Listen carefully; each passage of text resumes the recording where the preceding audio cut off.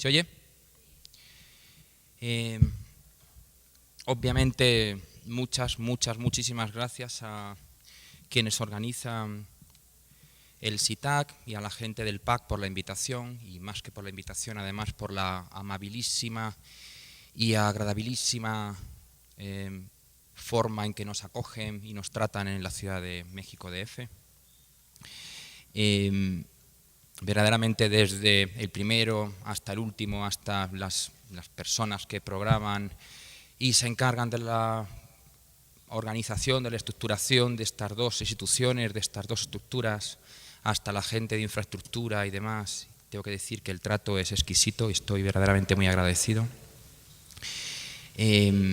Gracias también por adelantado a los traductores.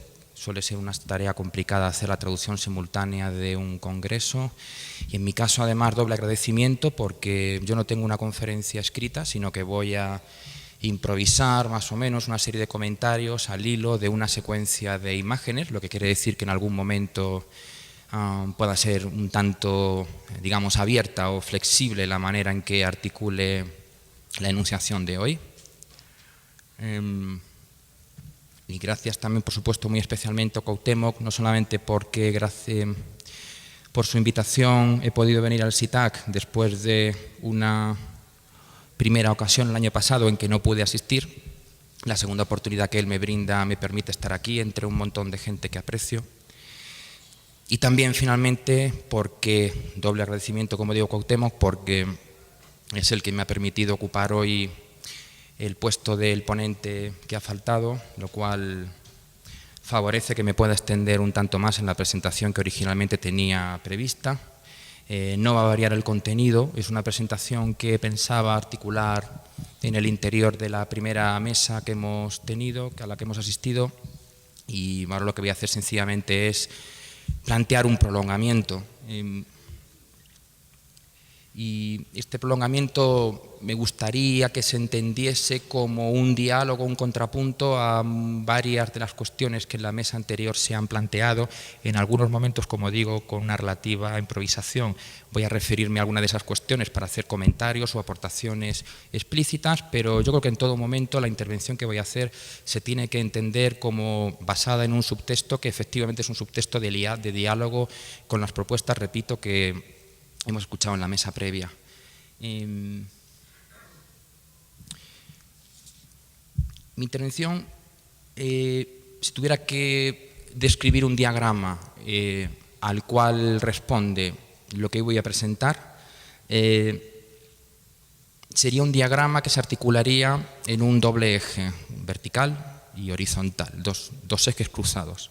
El primero estaría constituido por la oscilación entre dos preguntas que extraigo del texto de introducción que Cuauhtémoc escribió para la sesión de hoy, la genealogía del sur, historia y historias del arte contemporáneo. Las dos preguntas que a mí me gustaría subrayar son las siguientes. En primer lugar, la pregunta sobre qué sucede con las prácticas académicas, discursivas, críticas, que se plantean o que proponen, como voy a citar, un replanteamiento dramático de las genealogías artísticas contemporáneas y una perturbación de los relatos lineales del modernismo. Y esa pregunta oscila con esta otra que es ¿cómo se explora la historia de la militancia y del margen? En realidad, la presentación que quiero hacer hoy es como digo, una forma de enfrentarse a la oscilación entre estas dos preguntas. Yo creo que no se puede entender que se va a dar de una manera natural el vínculo entre el replanteamiento de las genealogías artísticas contemporáneas y la perturbación de los relatos lineales del modernismo con la exploración de la historia de la militancia y del margen. Eso quiere decir que yo pienso que la vinculación entre esas dos cuestiones, entre esas dos preguntas, necesita de articulaciones específicas, seguramente articulaciones que son diferentes dependiendo de los contextos geográficos, de los contextos culturales, de las situaciones, en cualquier caso, articulaciones situadas, podemos decir. Pero no podemos dar por hecho que el replanteamiento de las genealogías historiográficas del arte y la recuperación de la memoria y de las historias de la militancia se va a dar, como digo, de manera vinculada. El otro eje que atravesaría la oscilación en vertical de estas dos preguntas es un eje horizontal, y es un añadido mío. Las dos preguntas que he extraído se refieren a la historia, se refieren al pasado, a los relatos sobre la memoria, a los relatos sobre la historia, sobre algo que ha acontecido. A mí me gustaría introducir el elemento del presente. Es decir, yo creo que la oscilación entre esas dos preguntas, el replanteamiento de los relatos historiográficos y la recuperación o la vinculación con la historia de las memorias y de las militancias, atraviesa también el eje presente-pasado.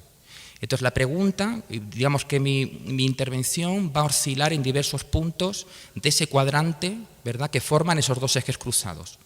¿Qué sucede con esas dos preguntas en el presente y en relación al pasado? Lo que voy a hacer es no tratarlo de manera abstracta, teórica, sino explicar una serie de experiencias, a modos de casos de estudio, si queréis, que tuvieron lugar en un periodo temporal muy breve, apenas entre el año 2000-2001, si queremos entre el año 99 y el 2002, que sucedieron fundamentalmente en la ciudad en la que habitualmente resido, en la ciudad de Barcelona, y muchas de las cuales también gravitaron en torno, tenían como referencia, fueron disparadas o tenían como institución a la que enfrentarse una institución museográfica yo creo que conocida, que es el Museo de Arte Contemporáneo de Barcelona, el MACBA.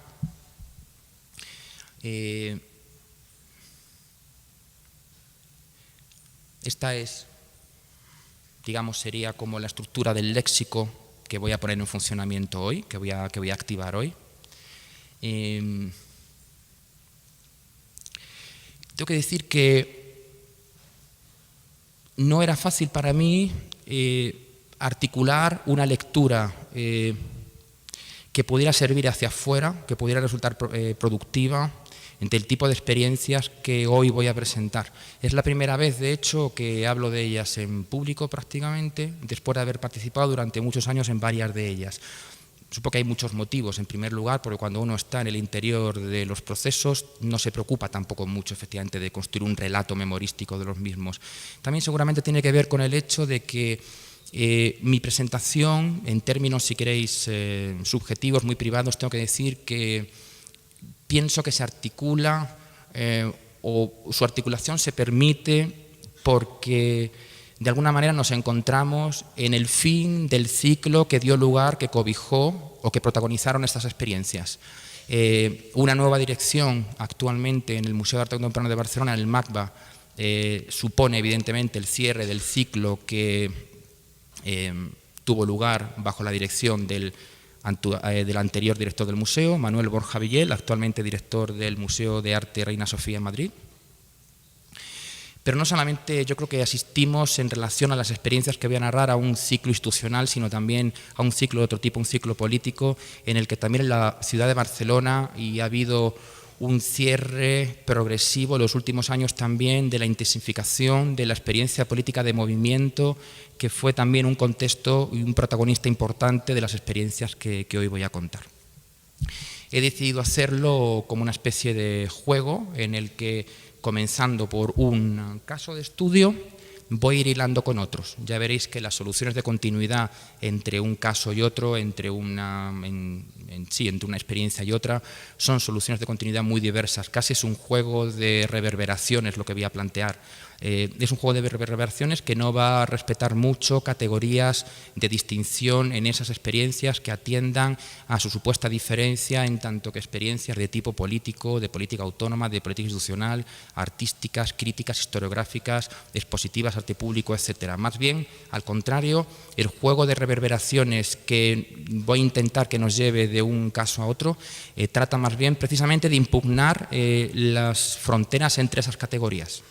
No para disolverlas en un totum revolutum, sino para intentar explicar, como voy a hacer al final, cómo se podría pensar un tipo de historiografía o relato de las experiencias que respondiera a una lógica que yo llamaría diagramática, que no es tanto una lógica cartográfica, como voy a intentar explicar al final, sino literalmente como a la construcción de un diagrama que, de hecho, es una representación de un campo de fuerzas, de relaciones entre cosas, un campo que no distinguiría en categorías que generalmente se respetan en los ámbitos no solamente académicos, institucionales, sino también incluso en los campos políticos, en el campo político. Como se ha hecho referencia en varias ocasiones a lo largo de este congreso y desde luego especialmente en la mesa anterior a el carácter de botín de guerra o el interés de valorización reciente que hay en algunos museos, instituciones, redes de mercado y coleccionismo, el intento de valorización que por parte de estos circuitos hay de la historia de lo que podemos llamar de una manera muy genérica y con muchas comillas y solo por convención, ¿verdad?, por entendernos rápido, los conceptualismos latinoamericanos. He pensado que quizá yo estoy muy de acuerdo con evidentemente con ese discurso. Indiscutiblemente me siento muy solidario del aliento político, defensivo, fuertemente beligerante y la afirmación, por así decir, estrictamente soberanista, si queréis incluso, ¿no?, que hay detrás de esa propuesta, pero también me parece que más allá del uso táctico de ese discurso de confrontación, es muy importante también tener en cuenta la diferencia de cada uno de los procesos de incorporación a los relatos institucionales que distintas de esas experiencias de los conceptualismos latinoamericanos han ido experimentando en los años últimos. Quiere decir esto que si una crítica que comúnmente hacemos a las instituciones artísticas o museográficas es que uno de los mecanismos que producen la desactivación de las experiencias conflictivas de la diferencia en años previos en los lugares de la periferia del margen es mediante su descontextualización, yo creo que una crítica institucional, una crítica consecuente, estricta de las instituciones, también tiene que hacer una lectura situada, contextualizada, de cómo instituciones u operaciones institucionales diferentes tienen lugar en situaciones, en momentos, en contextos específicos. Y voy a agarrar el tema muy directamente para empezar, como digo, ya este juego de reverberaciones entre casos. Me voy a referir a la exposición que en julio del 2001 tuvo lugar en el MACBA bajo el título Antagonismos,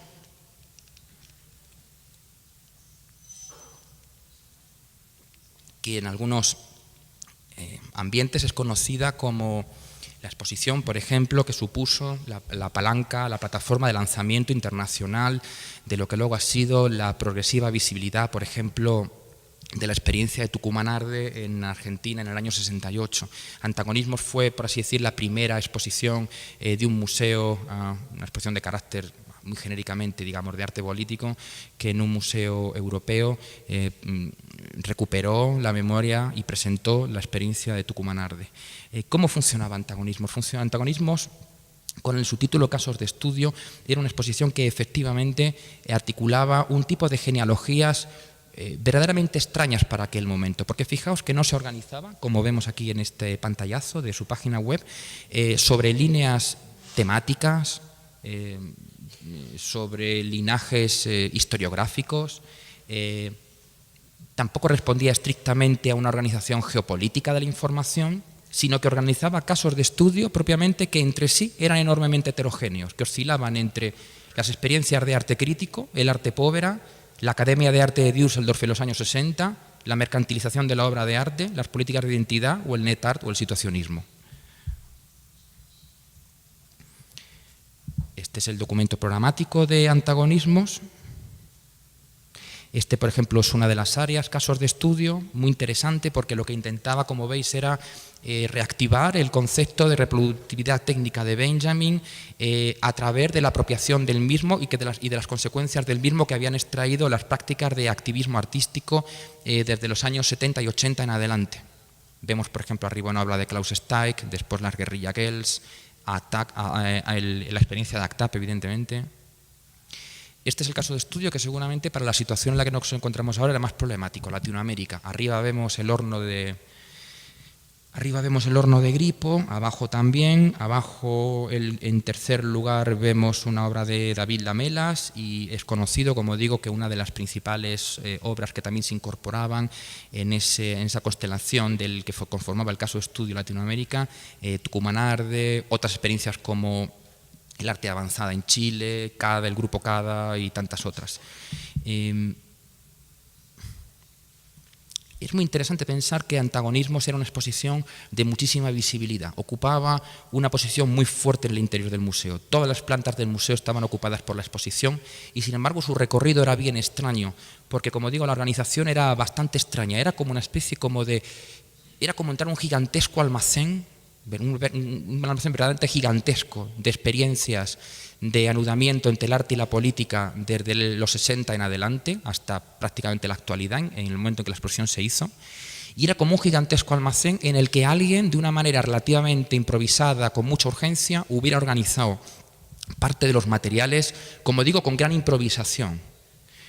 Esas experiencias en el museo, que son muy conocidas, muy vistosas, iban por lo general de la mano de proyectos expositivos de menor envergadura, más periféricos, pero igualmente interesantes de observar en diálogo con los anteriores. Al mismo tiempo, también en julio del 2001, que tenía lugar Antagonismos, también tuvo lugar una exposición mucho más modesta en una ala periférica del museo, de hecho fuera del edificio principal, que tenía por título Procesos documentales, una exposición que estaba comisariada por Jorge Ribalta, quien en aquel momento era el coordinador de los servicios públicos, en fin, como se llamen, del museo, en definitiva la persona encargada de generar actividades que produjesen zonas grises de vinculación, de actividad, de discusión entre el afuera y el adentro del museo. La exposición Procesos documentales acababa con una declaración que yo creo que es muy interesante, muy programática, de la cual voy a leer 2 o 3 líneas. Aludía al famoso texto de Martha Rosler de crítica del positivismo en las prácticas de la fotografía documental,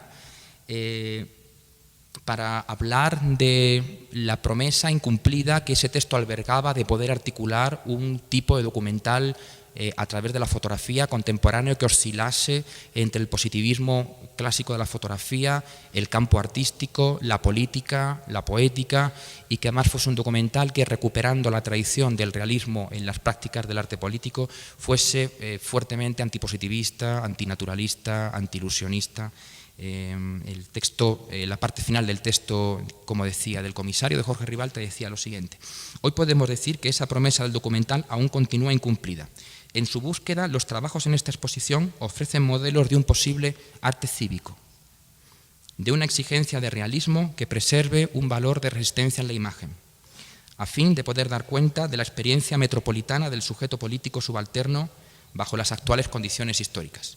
En realidad, tanto Antagonismos como Procesos documentales se deben leer indiscutiblemente, críticamente hoy, pero creo que hay un aspecto que no hay que perder de vista, y es que eran 2 dispositivos museográficos, de relato museográfico, que intentaban de alguna manera proveer herramientas históricas de interpretación, ofrecer un reservorio de prácticas, de conocimientos, de saberes, de experiencias, al servicio de otra cosa, de algo, de una situación que estaba en realidad fuera del museo, que era el contexto en el que esas exposiciones se hicieron.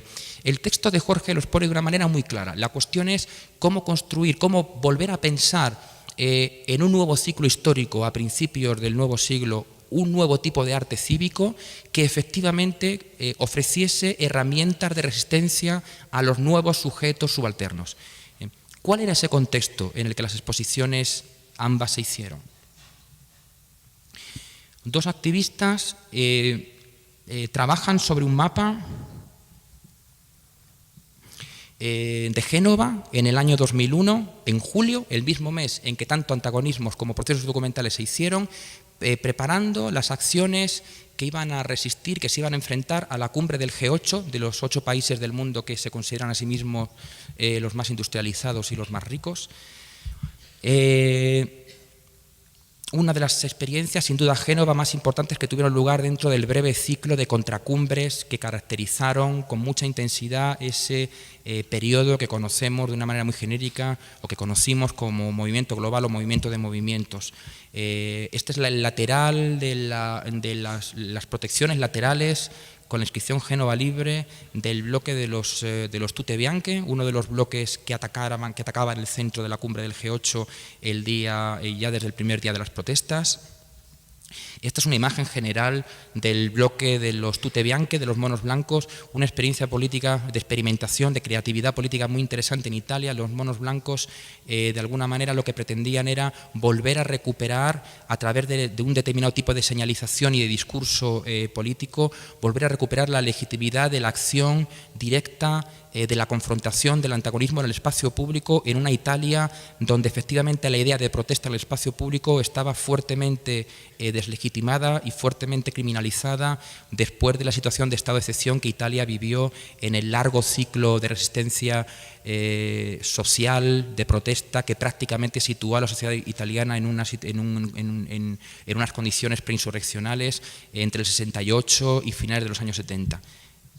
Este es el bloque de los tute bianche desarticulado. Vemos que es muy interesante ver, por ejemplo, cómo funciona la dimensión al mismo tiempo de utilidad y de señalización, por ejemplo, de la utilización del cuerpo en la protesta. Los monos blancos, por ejemplo, veis que utilizan una especie de remedo artesanal del equipamiento de ataque de la policía para construir un equipamiento que es defensivo. La idea es mostrar el cuerpo en la acción directa como un cuerpo que necesita defenderse de una violencia que es externa, para precisamente remarcar la idea de que el cuerpo en la acción directa es siempre un cuerpo en fragilidad, no es un cuerpo que ejerce violencia sobre terceros, sino que literalmente es un cuerpo que necesita defenderse.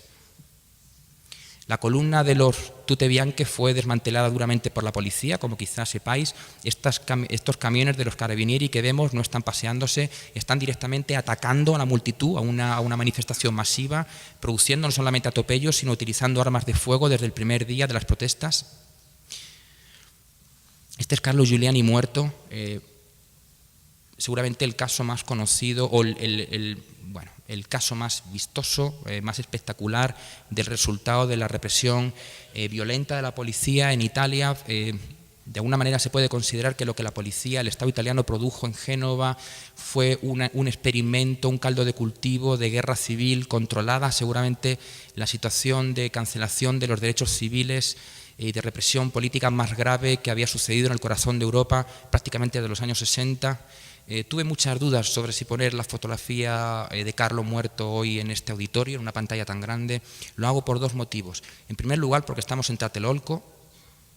En segundo lugar, porque me parece que la fotografía de Oriana Elisave, que es la fotógrafa de estas fotografías de Génova que estoy mostrando, la fotografía de Oriana Elisave articula un punto de vista muy interesante sobre la representación de una víctima en un suceso político. Esta fotografía de Oriana lo que nos recuerda de alguna manera es que es necesario interferir constantemente en el plano de la representación, la ilusión de que puede haber un acceso, una identificación, un vínculo directo entre el espectador y la víctima. Yo creo que es muy importante que esta fotografía de Oriana no convierte a la víctima en un símbolo, no la abstrae, sino que la vuelve a representar como una víctima concreta, resultado de una lucha, de un conflicto concreto. Y lo que yo creo que la fotografía hace, recordándonos que siempre entre la imagen de la víctima y nosotros como espectadores están las botas de los asesinos, lo que hace es recordarnos que lo que tenemos que hacer mediante la representación es no naturalizar aquello justamente por lo que las víctimas son víctimas. Es decir, tenemos que trasladar el conflicto y las luchas que algunas de esas víctimas protagonizaron precisamente al plano de la representación.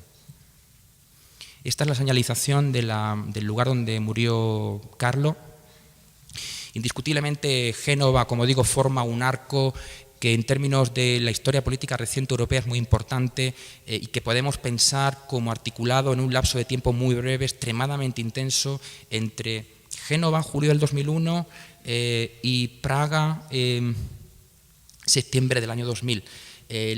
Praga fue de alguna manera el Seattle europeo. No era tampoco una gran concentración de activistas la que se produjo. Yo creo que no éramos más allá de 15, 20.000 personas, pero se produjo tal concentración de la protesta, tal intensificación de politización de los hijos de la clase media europea, tal grado de sofisticación en las articulaciones en red con las formas de resistencia extraeuropeas y sobre todo tal grado de intensificación de la experiencia de creatividad política que apenas 20.000 activistas lograron tumbar una gigantesca cumbre del Fondo Monetario Internacional y del Banco Mundial.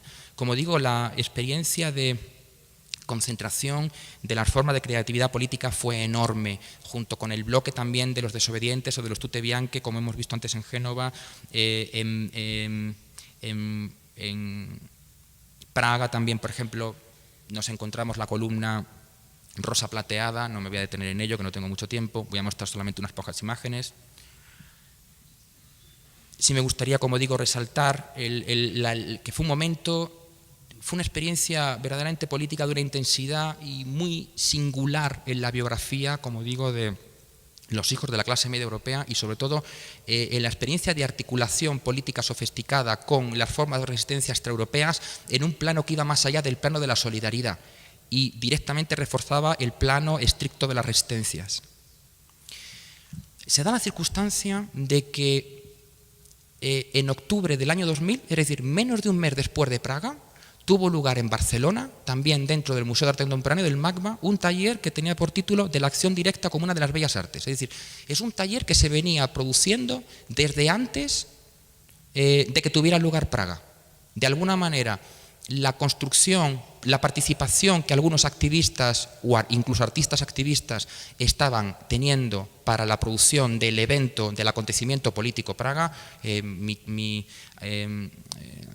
respetadísimo Maurizio Lazzarato habla mucho respecto a la política reciente, para referirse a la política reciente utiliza el concepto política del acontecimiento para producir, es decir, muchos activistas estaban trabajando en la producción del acontecimiento Praga al mismo tiempo que la organización de este taller de acción directa como una de las bellas artes, como digo, en el Museo Contemporáneo de Barcelona. Es interesante ver la vinculación de los dos contextos porque la participación del activismo de los movimientos barceloneses en Praga fue verdaderamente importantísima. Yo recuerdo que solamente en términos de organización estructurada debía haber más de 12 o 14 autobuses de activistas barceloneses que atravesaron Europa para recalar en Praga. Este taller, no sé si aquí se ve muy bien, pretendía organizar una articulación entre formas de arte político, colaborativo, de guerrilla de comunicación, algunos de los conceptos todavía muy nebulosos que utilizamos a finales de los 90 y a principios del 2000, con formas actualizadas, características de las nuevas resistencias globales. En el taller, por ejemplo, hubo presentaciones que aunaban al colectivo Africa Gruppe, los elaboradores del concepto guerrilla de comunicación, miembros de Reclaim the Streets Londres, miembros de Indymedia Londres, el grupo de arte colaborativo, grupo de arte político colaborativo Ne Pas Plier de París,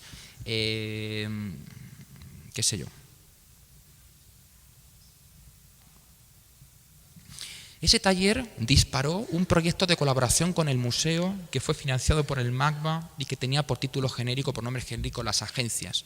Las Agencias era un proyecto, digamos, financiado en negociación con el museo, pero también intentó ser el experimento de construcción de un colectivo de fronteras difusas de activismo artístico y de creatividad política que realizaba intervenciones de este tipo, por ejemplo. En junio del año 2001 iba a tener lugar en Barcelona una cumbre del Banco Mundial. El proceso de construcción de la contracumbre por parte de los movimientos locales y en las redes globales fue tan intenso que el Banco Mundial suspendió su visita a la ciudad. No obstante, las protestas tuvieron lugar. Las agencias, por ejemplo, tuvieron, entre otros muchísimos trabajos, una experiencia de colaboración con una reedición del modelo de los tute bianche, de la desobediencia civil en el espacio público de la ciudad. Aquí lo vemos. El bloque, por ejemplo, el bloque de la desobediencia en la manifestación principal de la contracumbre llevaba esas protecciones que, como veis, son grandes plotters fotográficos que muestran otros momentos y otros lugares de las resistencias en todo el planeta. Esos plotters, que al mismo tiempo que servían de señalización en el espacio público, también eran, digamos, protecciones, circularon, reverberaron en muchos otros eventos. Aquí vemos utilizándolos en la contracumbre frente al Foro Económico Mundial en Nueva York en el año 2002, entre agosto y septiembre, es decir, un año después del 11 de septiembre, un momento en que en Nueva York aún era muy difícil articular cualquier protesta ciudadana en el espacio público. Aquí vemos cómo son utilizados como protección en una de las manifestaciones en Madrid, de las muchísimas, masivas, intensas manifestaciones que tuvieron lugar en Madrid contra la guerra en Irak en marzo del 2003. Fijaos que de qué manera tan interesante los plotters consiguen articular un tipo de señalización de la confrontación. Cuando la policía ataca justamente la representación que esa manifestación concreta lleva de su vinculación con protestas, formas de resistencia, formas de autoorganización política en otras partes del mundo, en otros momentos de la historia.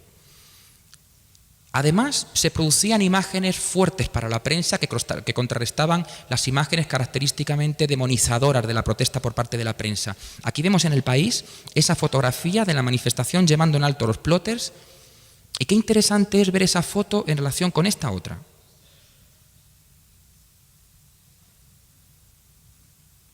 Esta es una fotografía del colectivo Ne Pas Plier que muestra una de las formas de señalización de la ocupación del espacio público que surgen de la colaboración de ese colectivo, un colectivo muy importante en la construcción, digamos, del concepto de arte político colaborativo en los años 90. Es fruto, como digo, de las formas de señalización de la protesta que ellos desarrollaron en intensa colaboración durante muchos años, aún hoy, con la APEIS, que es la Asociación para el Empleo, la Información y la Solidaridad de Parados y Trabajadores Precarios. Fijaos que es muy interesante que lo que hace esa señalización en el espacio público es introducir un elemento de ruptura de la uniformidad del campo visual que sirve igual para un ojo, digamos, políticamente documentado, como para un fotógrafo de prensa. Es muy interesante ver, por ejemplo, cómo aquí se reproduce en el espacio de la protesta la lógica del collage, por ejemplo, del fotomontaje, en el sentido de desnaturalizar la homogeneidad del momento de la protesta. Esas fotografías lo que muestran es que esa protesta en el espacio público lo que porta en sí misma es la vinculación con otros momentos públicos y privados de la protesta y, en el caso anterior, su vinculación con otros momentos de las resistencias en otras partes del globo, en otros momentos de la historia. Esto es otra señal característica otro modo característico de señalización de Ne Pas Plier con la APEIS. Esta reverberación de instrumentos, de modos de hacer, de artefactos, me sirve para señalizar algo que diferencia de una manera muy importante al arte que se postula como una actividad vinculada a la protesta política, la organización política, al activismo y otros tipos de arte, y que afecta sobre todo a la manera en que tienen que ser relatados, historizados y comprendidos. En esta reverberación de imágenes no importa quién lo hizo primero. No hay que buscar un origen y después unas imitaciones, unas continuidades. El arte colaborativo activista de los años 90 instaura un principio que me parece muy importante, y es que el arte es una actividad que produce prototipos y artefactos que se verifican en el uso. Es decir, es su circulación la que valoriza la obra. ¿Sí? Por tanto, no solamente no es relevante el hecho de que sea copiada, modificada, circulada, transformada, sino que esa circulación es consustancial a su naturaleza. El MACBA al fondo, a la izquierda la plaza dels Àngels en Barcelona, en el centro de Barcelona, el Raval, enfrente el museo, a la izquierda el showbus de las agencias, saliendo de la plaza del museo. En la manifestación que hemos visto antes, con el bloque de la desobediencia, con los plotters, la primera imagen que hemos visto, es una manifestación que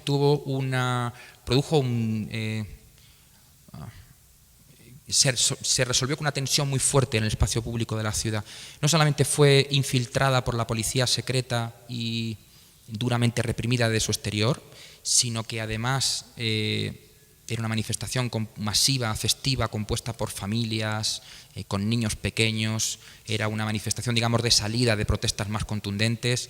La confrontación dura que provocó la policía se saldó con innumerables heridos, entre ellos, como digo, incluso menores, docenas de detenidos y por unas horas algo que era insólito en el espacio público de una ciudad fuertemente consensual en su dimensión institucional, como es la ciudad de Barcelona. Cuando digo que Barcelona es una ciudad fuertemente consensual en su política, hay que recordar entonces, o hay que entender uno de los motivos por el que la primera exposición que vimos se llamaba Antagonismos. Ese consenso en el espacio público de Barcelona no solamente quedó roto durante muchas horas por el ataque grave que la policía realizó a una manifestación festiva legal, sino que además situó el centro de la ciudad en una especie de estado de excepción en el que no solamente la manifestación estuvo dispersa con los participantes en ellas perseguidos por grupos de la policía que literalmente ejercieron una caza a la persona por las callejuelas del barrio del Raval, sino que además el centro de la ciudad, algo insólito, como digo, durante décadas en ese contexto, estuvo sobrevolada por helicópteros de vigilancia. El movimiento en aquel momento necesitaba un gesto fuerte de rearticulación, de recomposición. Y en el plano tanto simbólico como político era importante volver a recuperar una posición de soberanía en el espacio público. Evidentemente, había una actividad legal en la que abogados del movimiento estaban trabajando con los jueces de guardia en aquel momento para revocar la conculcación que de facto la policía, el gobierno, la delegación de gobierno había hecho del derecho a manifestación.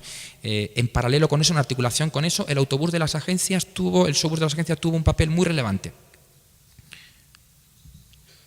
Lo que el autobús hizo fue recomponer la dispersión de los manifestantes en el centro de la ciudad, como una especie casi de flautista de Hamelin, en el que además se iba informando de la situación, de la represión de la policía, de dónde estaban los focos de conflicto, dónde se daban las persecuciones, dónde se daban también los focos de reagrupamiento del movimiento. Esa información se iba dando no de una manera clásicamente activista o política, según el modelo de manifestación estalinista, con alguien en un podio y un micrófono diciendo lo que se tiene que hacer, sino que se hacía mediante la música y herramientas de la cultura popular. Aquí vemos arriba encaramada en el showbus a Marina, la cantante del grupo Ojos de Brujo, que al mismo tiempo que iba rapeando iba dando la información, hasta que se consiguió, como veis, la reocupación del movimiento y la recuperación, la revocación de la ocupación policial de Plaza de Cataluña, que es como decir aquí el Zócalo en el DF. Veis que la reagrupación del movimiento fue masiva en una recuperación del espacio público que constituyó una experiencia política de una gran intensidad, verdaderamente. Esto era posible porque el autobús, una de las herramientas activistas políticas que produjo las agencias, era un autobús mediático que servía, como veis, mediante proyecciones, mediante un escenario, para concentrar acontecimientos, eventos de mucha intensidad en el espacio público. Es muy interesante pensar la reverberación y la resonancia que en el autobús de las agencias tenían modelos de intervención mediática en el espacio público, como por ejemplo el videobús de Video Nou, Servei de Vídeo Comunitari, el principal colectivo de vídeo comunitario, de vídeo activista que operó en España alrededor del año 77-80. El videobús, aquí vemos su estructura, de Video Nou, era un autobús activista de vídeo comunitario que tenía como función, digamos, trabajar en sintonía con uno de los principios fundamentales de los movimientos sociales a la salida del franquismo en España, que era la recuperación del espacio público como un espacio de libertad. Esa era la función del autobús, servir como herramienta para la aglutinación de esa consigna, pero también de ese deseo político colectivo. Indiscutiblemente en el videobús, en el showbus de las agencias reverbera la imagen del videobús de Video Nou, pero también otras herramientas de comunicación, de arte, activista, política, como por ejemplo el cinetren de Medvedkin en la Unión Soviética en los años 30. Por dentro el showbus era no un videobús, sino un dispositivo de comunicación conectado en red.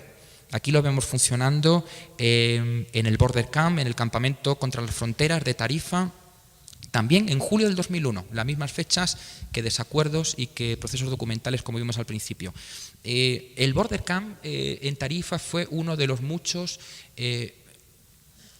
Border Camps que, por decirlo de una manera muy rápida, fueron una invención política muy importante de también el corto ciclo de movimiento global, de movimientos que se dio entre el año 99, 2001, 2002, 2003. Un Border Camp, en definitiva, era una concentración activista en nodos importantes del sistema de fronteras y de la política de represión fronteriza y de represión de los flujos migratorios de la Unión Europea.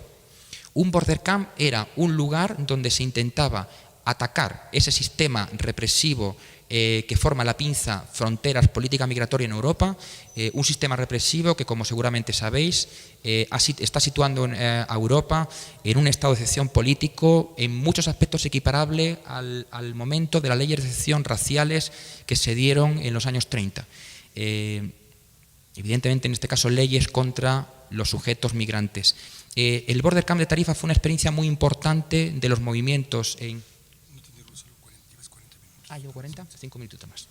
Fue una actividad muy importante para los movimientos en el contexto del Estado español, pero también para el conjunto de la red europea. El autobús, en este caso, como veis, tenía funciones de señalización y era un instrumento reapropiable por el movimiento para actividades de visibilización pública, pero también actividades internas. Por ejemplo, aquí un taller de desobediencia civil o seguramente un taller, no lo sé, de preparación de alguna acción directa en la frontera, en Tarifa, por ejemplo.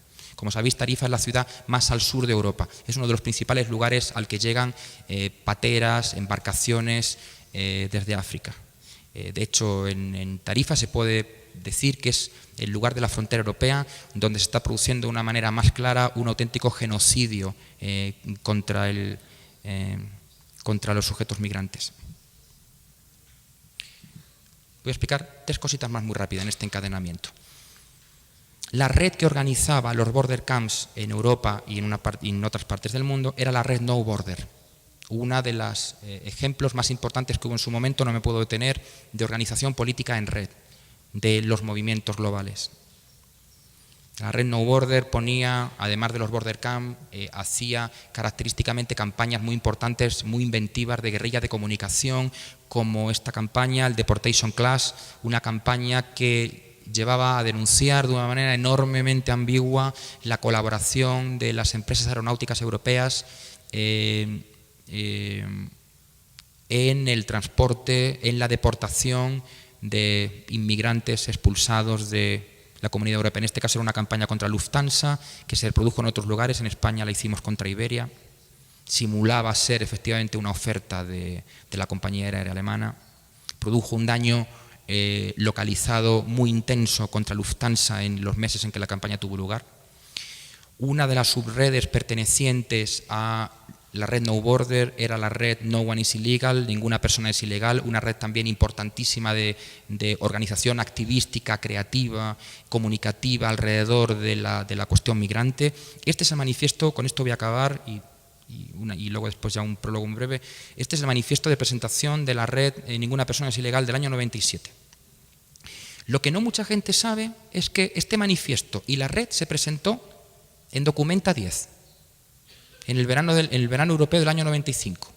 Documenta fue una exposición muy importante por muchos motivos, que nos hizo entender a mucha gente efectivamente cómo era posible articular desde el centro mismo de la institución artística un replanteamiento de los relatos historiográficos lineales de la modernidad, pero también se planteaba la construcción articulada de espacios de creatividad activista. Abajo vemos el anuncio de las actividades del Hybrid Workspace, del espacio de trabajo híbrido, y aquí vemos la declaración del Hybrid Workspace, donde decía específicamente que la pretensión de ese espacio era, en el interior de un gran evento artístico, producir una confluencia de activistas, diseñadores, artistas, especialistas de la comunicación, todo tipo de sujetos, para producir un evento que finalmente desbordara el marco expositivo y fuera más allá en la construcción de dinámicas políticas, no en el plano simbólico, sino literalmente en el plano de la articulación material de las resistencias.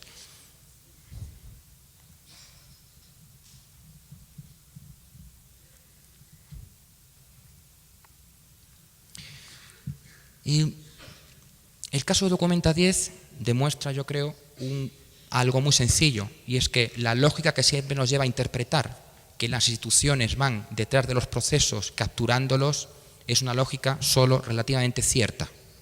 En algunas áreas del actual ciclo de anudamiento entre arte, política, creatividad, comunicación, el trabajo de algunos agentes en el interior de la institución artística y el trabajo de otros agentes en el exterior de ella es un trabajo que se ha dado en paralelo.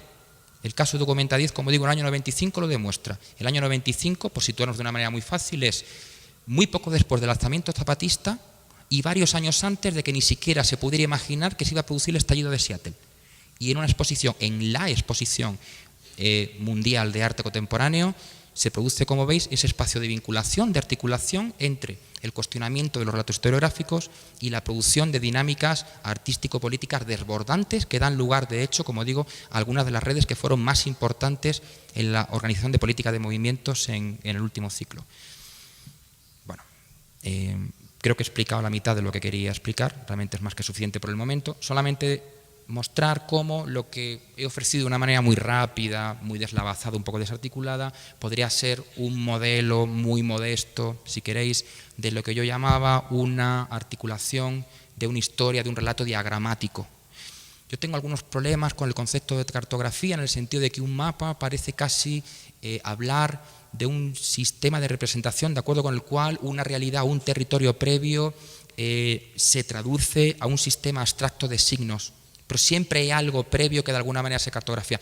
Todos sabemos que un mapa también construye el territorio, pero la idea de cartografía de alguna forma remite a algo que sustancialmente existe previamente y se produce, como digo, una codificación, una abstracción representacional de ese algo previo.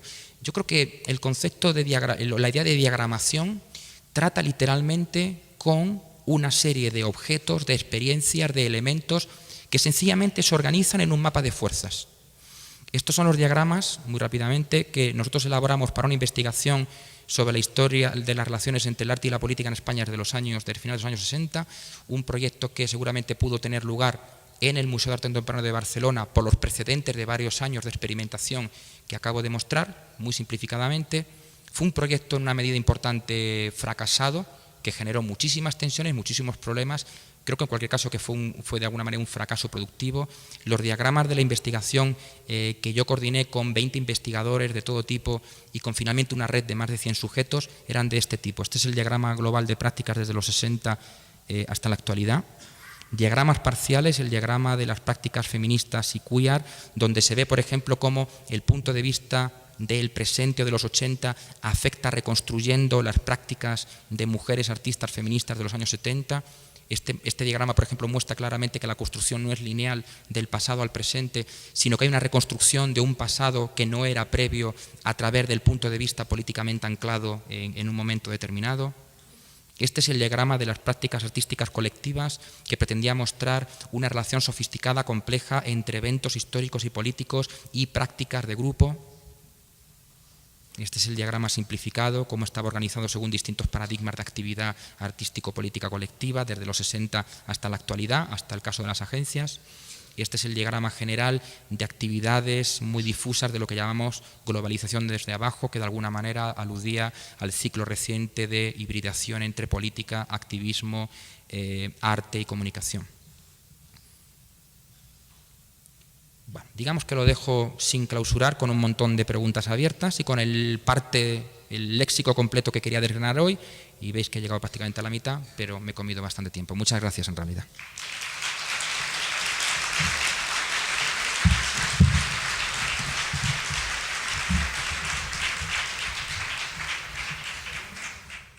De una manera continua. Espero que podamos activarla de esa manera, de modo que tengamos efectivamente una conversación que gire en torno a la multitud de planteamientos que nos han hecho. Nada más necesitamos que acaben de poner la luz. No voy a tratar de hacer una relatoría, creo que eso sería un error. Voy a simplemente partir de un par de cuestiones que me parece que pueden enhebrarse. Una pregunta que me surgió a mí es: ¿qué hacemos con la coincidencia que parecen ustedes tener, no directamente tanto Marcelo como ustedes tres, en la preocupación por la noción de fetichización? Y quisiera plantearlo de entrada con una especie de pregunta-objeción. O sea, hay un nivel en donde, por un lado, me parece que la noción de fetiche, en términos generales, tenemos que revisarla, que acarrea un proyecto ilustrado que espera que al final del proceso del colapso de la mercancía entremos en relaciones de orden transparentes, materiales y cognitivas con los objetos, y que es parte del legado problemático del marxismo, el que la noción de fetiche haya quedado atrapada en esta operación. Hay un punto en donde yo estaba oyéndolos y me cruzaba por la cabeza la frase de Bataille, de que reto al amante del arte a amar más su cuadro que el fetichista su zapato. Y este nivel, que reto al amateur de arte a amar su cuadro más que el fetichista a su zapato. Y hay esta especie de orden del deseo en que pareciera como plantearse el que no importa cuán violento sea el deseo de las obras de arte, tiene una especie de estatuto pálido, que el fetiche plantea un momento de verdadera sujeción de deseo.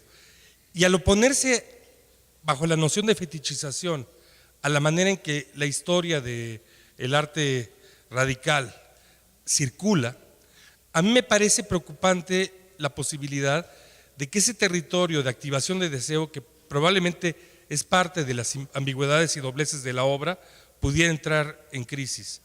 Y por otro lado, que quizá las tácticas que muchos jugamos, que dependen de un proceso no de ilustración, sino de carambola, en que probablemente, vamos a decirlo en términos muy prácticos, quizá los archivos, uno requiera que ocurra la amenaza de compra de los archivos por el Getty, para que siquiera alguien en nuestros países se preocupe de la existencia de esos archivos, y muchos jugamos la carambola de producir el billar con varios golpes, no puede ocurrir sin el momento de fetichización. Entonces, un poco creo que esta es una pregunta que está muy al centro de su proyecto, es decir, ¿por qué es el fetiche tan problemático en las interacciones, la comunicación y la operación de estos referentes culturales? Y por mi lado me quedaría la pregunta, si no les parece, que parte del terreno de confusión, deseo y inflación que produce el fetiche es un momento que resulta necesario en la construcción de un cuadro de operaciones y tácticas para operar ese momento de transmisión.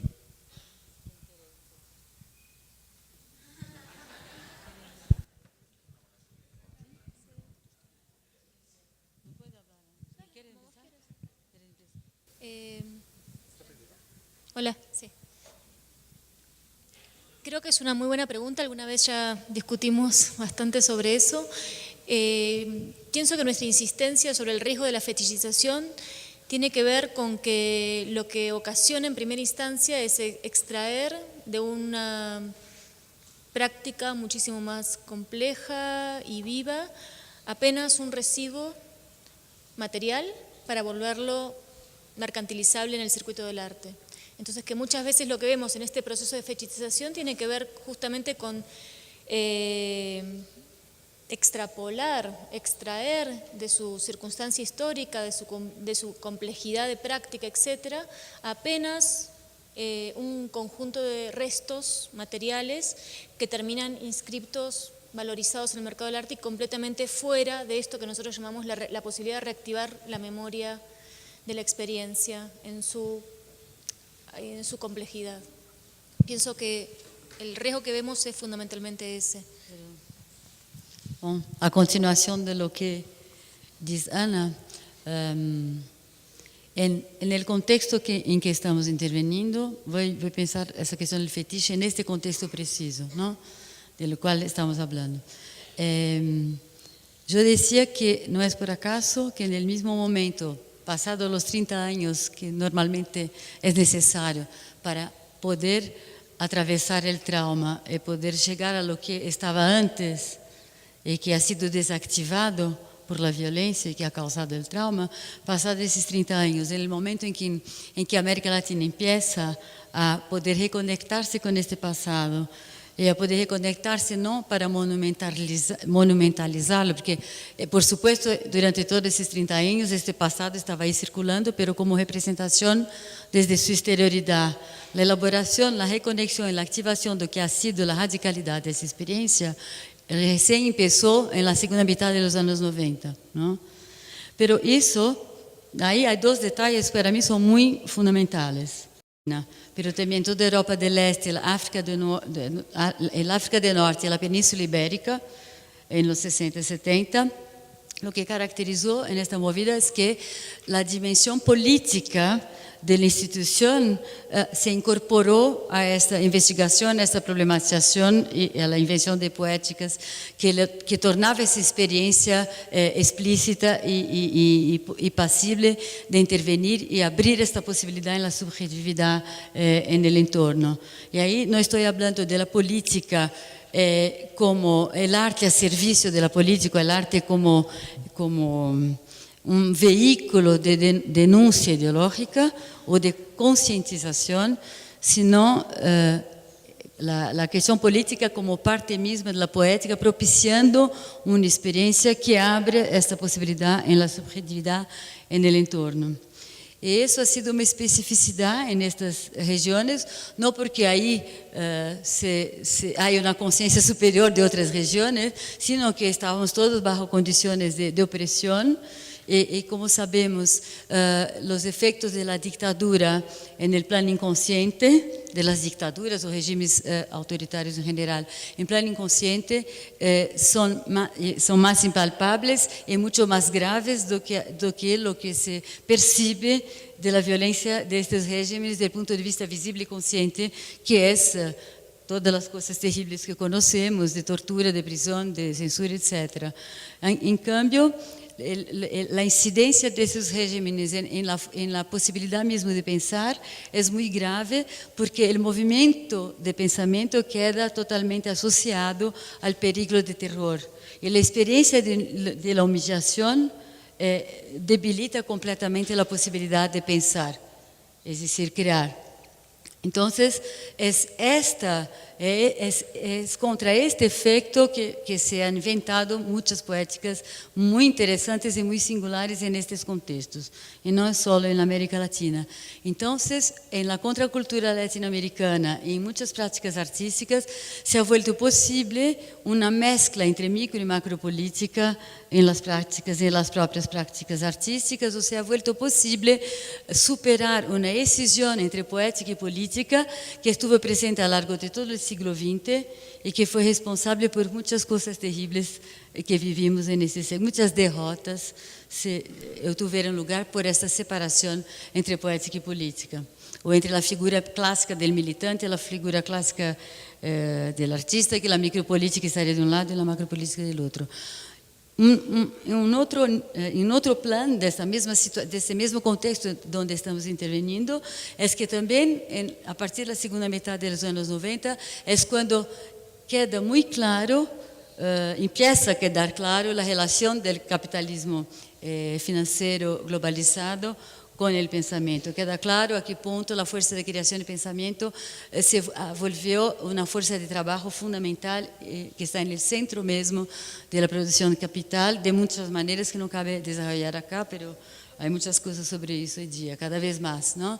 Então, também neste momento empiezam a se passar, a se inventar maneiras de intervenir que muitas desses movimentos que Marcelo mostrou rapidamente tem a ver com isso.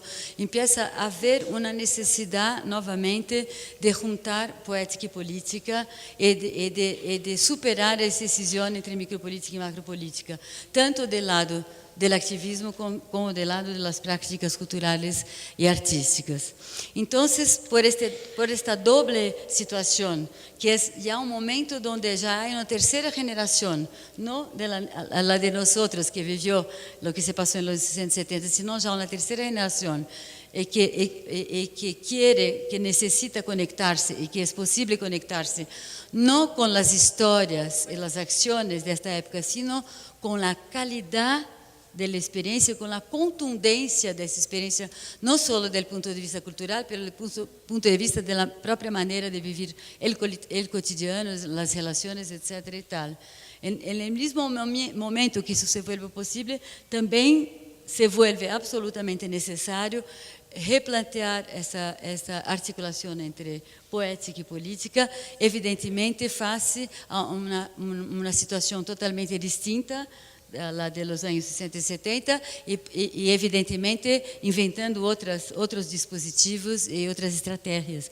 Então, não se tratava de volver a esse passado para fetichizar-lo, mais uma vez, ou monumentalizá-lo, ou imitar suas invenções, porque essas tinham a ver com este contexto, sino adensar ou densificar, não sei como se diz em castelhano, a força desta reconexão, desta superação dessa separação entre poética e política. Então, neste mesmo momento, o hecho que estas mesmas práticas artísticas que vuelven a ser um objeto de investigação e de reactivação muito importante, se vuelvan las mercancías privilegiadas del capital internacional y que sus archivos se vuelven objeto de disputa entre grandes museos y coleccionadores, no es neutra, no es más una cosita, más algo que se vuelve fetiche en el mercado, porque eso es la cosa súper obvia e inelutable.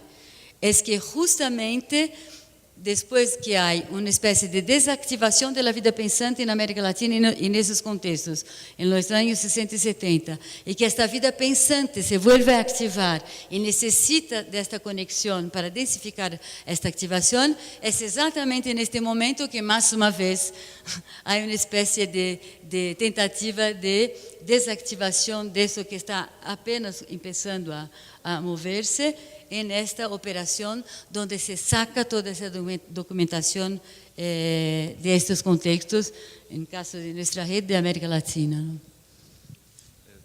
A ver, añado una cosita más. Hay una situación que creo que, una preocupación que hago mía, que es el hecho de que las artes visuales, a diferencia de otras, han tenido siempre un problema con el asunto del tiempo, ¿no? Pienso, por ejemplo, en música o en danza o en teatro, las artes visuales están como que nunca tienen, digamos, una especie de énfasis en el momento, sino en un objeto, en un producto. Entonces, cuando hablamos de arte no objetual, la importancia de la temporalidad, de que algo funciona en un momento específico y después ya solamente es memoria, ¿no? Teje una especie de relación un poco compleja, porque de hecho que los documentos o los archivos que puedan existir tienen una relación casi, se puede decir, simbiótica con el proceso de investigación. O sea, no solamente los documentos producen investigaciones o generan investigaciones, sino que las investigaciones generan documentos. Entonces, de alguna manera, el asunto de la fetichización hace, no sé, que los procesos de recuperación de memoria o reactivación de la memoria sean lagunares en sus propios contextos, que le dan sentido, ¿no? Y eso es una de las cosas que creo que nos preocupa, ¿no? Generalmente, ¿no? Una cosa muy rápida. Hay un matiz, yo creo, en la pregunta de Cuauhtémoc que es especialmente agudo y que yo no estoy muy seguro de si estamos recogiendo, que es el siguiente. Y que quizás no tengamos que pensar el proceso fetichización de la práctica artística y su recuperación para un uso autónomo, localizado, qué sé yo, como una oposición, sino como una relación equivalente y casi como el proceso de recuperación, de reactivación de esas prácticas, como algo inmanente a su recuperación por el norte. Es decir, que quizá, si lo pensamos no en términos de oposición, sino como algo inmanente, es decir, se da la necesidad y la posibilidad de activar es decir, de provocar la recuperación activada de esas experiencias porque existe su valorización en los circuitos del norte, Yo creo que eso es un aspecto especialmente agudo de tu pregunta, y eso nos lleva a pensar que quizá no se trate de plantear los dos procesos en oposición, sino cuáles son las estrategias y las tácticas específicas para poder desarrollar justamente esa ambivalencia, poder potenciar la recuperación soberana de esas experiencias, sabiendo potenciar controladamente su valorización en los circuitos internacionales, porque si no, no se va a dar la segunda. Y además de eso, que me parece un aspecto especialmente agudo de tu pregunta, con el que estoy absolutamente de acuerdo, tengo que decir que también tenemos que pensar, como yo creo que también de alguna manera la gente de la red lo piensa, que de hecho el campo de la valorización de las experiencias artísticas, históricas o contemporáneas, desde luego las históricas, por parte de los circuitos de valorización del sistema del arte internacional, es en sí mismo un campo de conflicto. Es decir, se pueden generar efectivamente batallas, se pueden disputar hegemonías en el interior de ese sistema que además, como tú dices, están vinculadas a su reactivación. Porque además esas batallas generan efectos que tienen que ver indiscutiblemente, como vosotras proponéis, que me parece que es muy interesante, con la reactivación de la naturaleza original de esas experiencias, pero igual también su circulación produce efectos que son inesperados. Por ejemplo, la circulación de las experiencias del arte conceptualista, político, lo que sea, latinoamericano en los 60-70 en el contexto que yo he explicado, sí. Nos sirvió, por ejemplo, a algunas personas, esto de hablar con música de fondo me gusta. Nos están subvirtiendo la mesa. Me estaba poniendo muy serio, está bien. Y de hecho lo puedo rapear si queréis, ¿no? Bueno. Nos sirvió a algunas personas para pensar, por ejemplo, nuestra propia experiencia artística de los 60 y 70, cuestionando nuestro carácter de centro cultural. Es decir, porque precisamente cuando yo veo la cercanía entre el trabajo de Ginsburg y el trabajo de Isidoro Valcárcel Medina en Madrid en los años 70, o veo la manera en que algunos colectivos de conceptualismo político en Cataluña aplicaban estrategias semejantes a como se aplicaron en Argentina, en otros lugares, de reapropiación de metodologías del conceptualismo lingüístico, tautológico, anglo-estadounidense, para desviarlas y generar actividad política, uno se da cuenta al ver esas experiencias que nuestra experiencia local de los 60 y los 70 es simultáneamente sur y norte, es centro y periferia. Y yo creo que una parte importante del replanteamiento historiográfico que se ha dado en un museo como el MACBA tiene que ver con pensar nuestra situación local como simultáneamente norte y sur. Por eso la vinculación tan estrecha y ambigua con lo latinoamericano, por la cercanía de pensarnos también como un sur del norte, pero al mismo tiempo en ese proceso de acercamiento lo que provocamos también es la fetichización y la reincorporación de esos elementos a un circuito. Pero creo que la agudez de tu pregunta es que precisamente quizá lo que tenemos que hacer es tener tácticas, estrategias para generar una resonancia combinada de esos dos procesos. En parte tiene que ver, aunque no quiero que nos desviemos en eso, en que la noción de fetiche tiene un potencial de este tipo. Es que en el fondo este fetizo, este hechizo, que es una categoría colonial, responde a un territorio, y esto básicamente es lo que uno puede derivar de Willem Pitts en su lectura del fetiche, a un territorio de relaciones económicas donde dos culturas, el colonizado y el colonizador, no entienden su escala de valores económicos.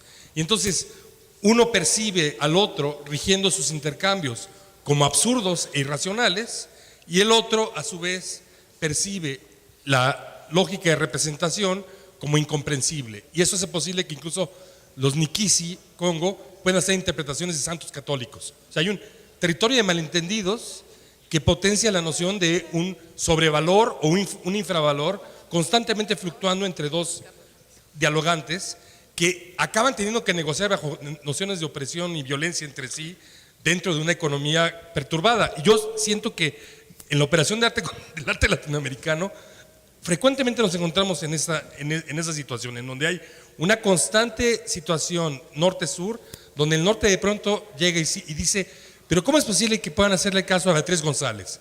Y entonces, del otro lado, existe esta noción de que de pronto esa noción se puede potenciar en un intercambio, en donde efectivamente es el fetiche que hay que poder lanzar para generar otro tipo de argumentación. Poco iba en este sentido, en el sentido de que no estoy seguro de que la búsqueda de transparencia, la búsqueda de de certeza histórica, de valor testimonial, pueda ser necesariamente un objetivo, pero a lo mejor me equivoco y si es... Hay un nivel, la pregunta la ligaría con un asunto, es decir, encuentro defensivo, no lo digo problemático, nada más defensivo, la idea de que vamos a poder conseguir que nuestros estados produzcan una legislación que nos permita introducir alguna ética en los intercambios culturales. Me encantaría, hace mucho tiempo que me declaré derrotado al respecto, pero bueno, me encantaría entender cómo es una posición extremadamente interesante, pero cómo no creamos sobre esa base la noción de alguna idea de patrimonio cultural. O sea, la idea de patrimonio cultural conceptual me resultaría terriblemente inquietante. No, ahora entendí mejor cuál es tu inquietación. Y comparto tu inquietación, ¿no? De mi punto de vista, no se trata absolutamente de resgatar la verdad o la esencia del arte en Latinoamérica. Y toda la negociación de que tú hablas, estamos metidos en un campo de fuerzas donde hay toda especie de negociación. Creo que todos estamos de acuerdo que jamás las artes visuales, ¿se dice visuales o plásticas acá? Ya no se dice ninguna de las dos. Bueno, el arte nunca ha tenido tanto poder en cuanto a dispositivo de determinación de una cartografía cultural. Por una serie de razones, a comenzar por una razón muy obvia, muy bestia, muy simple, que las grandes exposiciones blockbuster, donde se hace el turismo cultural hoy, que se va a la Bienal de Venecia, para acá, para allá, que estas grandes exposiciones blockbuster concentran en un solo espacio-tiempo una más grande variedad de producciones artísticas de toda parte del mundo y que el público, este turista cultural, que no es como el artista turista, ese turista cultural, que ahora la grande onda de la clase media burguesía es hacer turismo cultural en el verano europeo, ¿no? El último verano, entonces ha sido como si uno se entera de todas las cuestiones de arte, yendo de Documenta a la Bienal de Venecia y a Münster, y ahí, ya estoy. En esta operación turística, con gente que viene de todo el mundo y con obras y propuestas y cartografías que vienen de una gran variedad de puntos del planeta, uno aprende muy rápidamente una especie de cartografía común, un lenguaje común que toda la gente puede compartir. Y que es un poco también como esa historia de que para que una ciudad entre en el escenario de la burguesía neoliberal, que es muy distinta de esas que ponían buco en la cabeza de los años 50, la primera cosa es la creación de un gran museo de arte contemporánea espectaculoso en la ciudad. Alrededor empieza a venir a Armani y compañía, etcétera, Shiseido, y uno rápidamente saca, los hombres sacan la meleca, esa como se dice, el muco que se ponía en el cabello en los años 50, y lo cortan el pelo cortito y rápidamente se aprende una lenguaje común. La sociedad globalizada, la globalización planetaria, la globalización de la sociedad humana no es ni buena ni mala, es un hecho irreversible, es la realidad frente a la cual estamos y me parece más bien interesante que no interesante.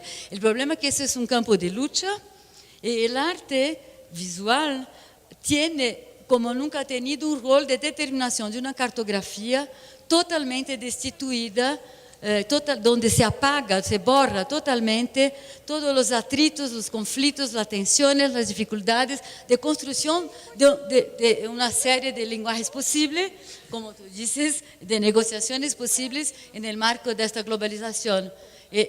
La tendencia principal de las artes visuales es ser el dispositivo principal de creación de una cartografía donde se borra todo eso y donde se impide eso y que además en nuestra porquería de clase media y élite latinoamericana y todo ex-sur, uno se vuelve tan fascinado para que pueda circular en la escena internacional y que pueda aprender la manerita de hablar y de se vestir y los nombrecitos, que eso pega muy, muy fuerte en la subjetividad de classe média de turismo cultural, não? E assim se educa a humanidade para uma globalização totalmente destituída de potência crítica e onde todos se tornam subalternos. Por isso não se pode falar de sur de norte, porque é sur por toda parte e cada vez mais proliferam zombies de sur por toda parte, totalmente subalternos a esta pequeñita de mierda linguagem que se cria internacionalmente. Então, aí é um verdadeiro campo de batalha. E no campo de arte, eu migrei para o arte há 12 anos, exatamente porque senti aí, pude farejar que aí havia verdadeiras campo de questões muito fundamentais e que me atraíram muitíssimo, com mis pequenas questões para poder ter companhia para pensar. Então, aí sim está em jogo uma luta muito importante por la construção de cartografias, e aí, não sei se entendi bem o que Marcelo ha dicho, pero para mim o conceito de cartografia justamente é um processo de criação que se cria junto com o território, e se está, ao mesmo tempo que se está criando esse território, aí é um campo de batalha muito apaixonante e muito violento para a criação de cartografias que têm a ver com as tensões reais que se está vivendo em la construção disso. E isso não tem nada a ver com verdade, não tem nada a ver com transparência, e a cosita de Brasília é muito simples, não tem nada dessas abstrações totais acadêmicas, é muito simples, assim como há uma codificação para a salida de obras de arte, que isso já existe, porque isso já tem sua história, não há nenhuma regulamentação para a saída de documentos. E isso é necessário, todo. Mas não é que queremos preservar a verdade em sua origem, é que temos necessidade de nossas coisas, em nossa situação singular, neste contexto comum global, para produzirmos nossa participação na construção dessa cartografia. Só isso. Muy tranquila.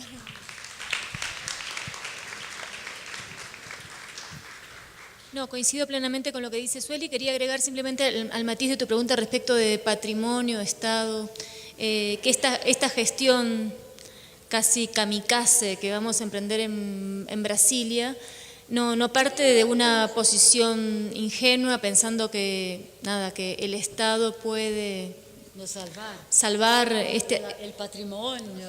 Pero la ética también lo puede hacer. Sí, más bien creo que tiene que ver con esta noción de generar algún tipo de desorden o de llamada de atención, y tiene que ver un poco con esta sensación,